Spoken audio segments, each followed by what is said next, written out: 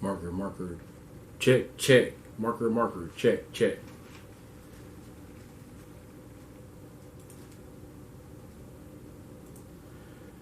Hello. Welcome to the show.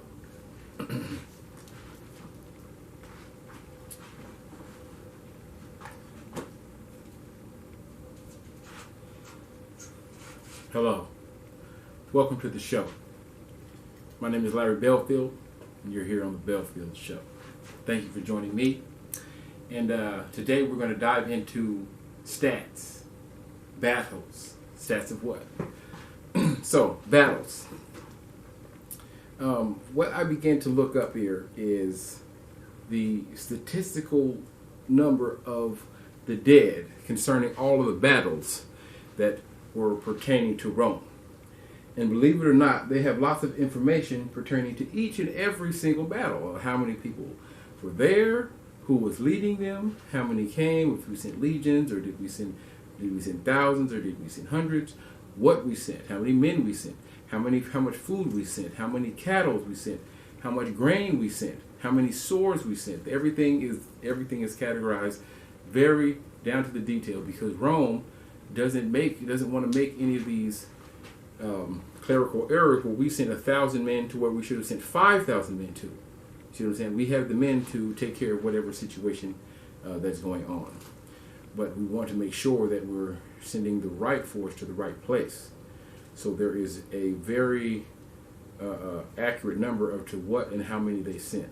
Now, what we did is I have up here, and I have the links of the Wikipedia, is we went to Rome and we just searched different battles. We searched about 10 battles in the first 100 years. In about 500 years later, we looked about 10 more battles, and then at the end, we looked about 10 more battles, and then we took about a census to see about how many people died, what were they doing. Basically, we're trying to see the expanse of Rome, how many people they took out, okay? Because they had extensive records, okay? Now, as you can see in these battles, is that they're spread apart, okay? And they grow as Rome grows. So the bigger Rome gets, the more battles ensue. Now, what is interesting is that most of all these battles are about Rome's expansion. See, wars overlap. However, battles are quick and decisive. What my research shows is that fighting does happen, but the fighting gets less and less violent, right? And the reasons get more and more not extravagant, but more and more general. Okay, one of the first wars was over 500,000 men involved, with over 100,000 men losing their lives.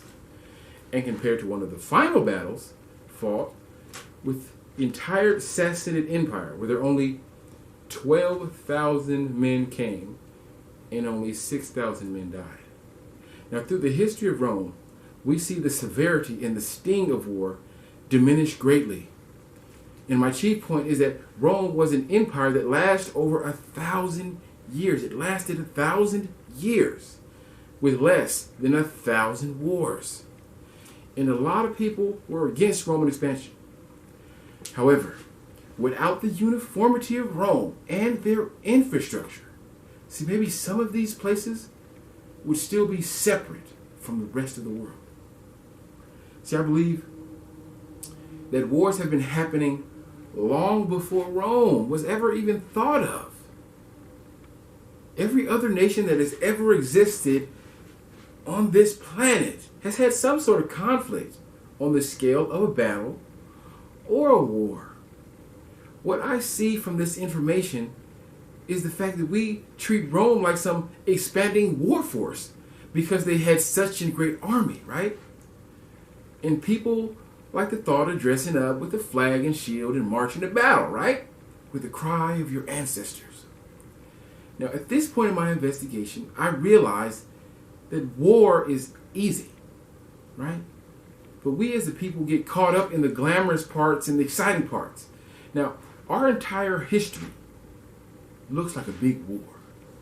See, in my heart began to change. Conflict it comes with territory. Everything comes with territory. If you build it, they'll come, right? So, what is portrayed like a world takeover has now got not a new page, but rather an old page that's often overlooked. The page of compassion. See, what the Romans produced, they made over 50,000 miles of roads.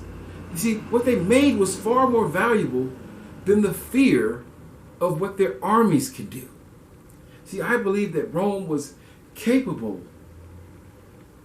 of what was desired. I think what Rome was capable of was desired heavily by all.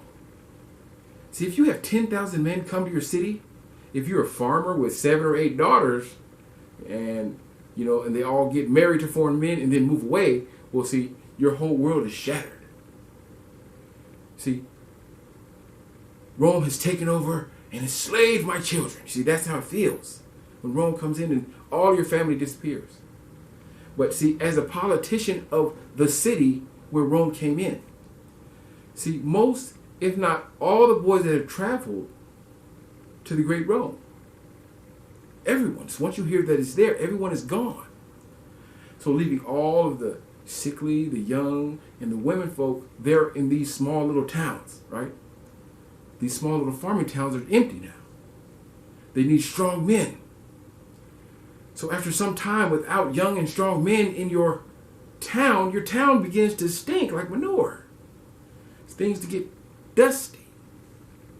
See, a community leader might see the benefits of having Rome come to your city. See, I imagine with a city of like 10,000 people, and then you have like 2,000 young men leave going to Rome. See, that might be your entire workforce.